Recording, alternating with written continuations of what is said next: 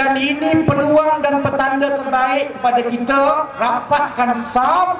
Ingatkan bahawa tanggungjawab dan amanah kita ialah untuk kita pastikan tidak berpanjangan mudarat besar kepada rakyat ini. Maka saya minta kita sama-sama rapatkan saf. Kita pastikan Pakatan Rakyat terus kukuh. Boleh saudara-saudara?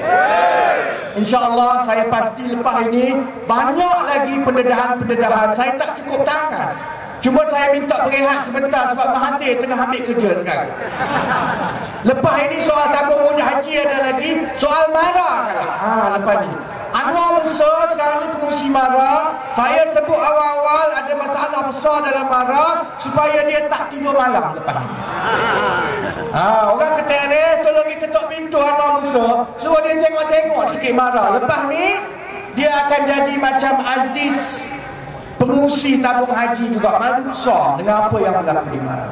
Jadi dengan semua yang ini saya yakin kita insya-Allah dalam pecutan terakhir, insya-Allah kita boleh tumpaskan UMNO Barisan Nasional dalam pilihan raya umum yang akan datang. Seperti mana orang Rompin telah buktikan, seperti mana orang Permatang Pauh telah buktikan, seperti mana rakyat Kelantan telah buktikan 30 tahun. InsyaAllah 2 tahun lagi mampulah UMNO Barisan Nasional. Boleh? Saya ucap terima kasih. Wabillahi taufiq wal hidayah. Wassalamualaikum warahmatullahi wabarakatuh. Takbir.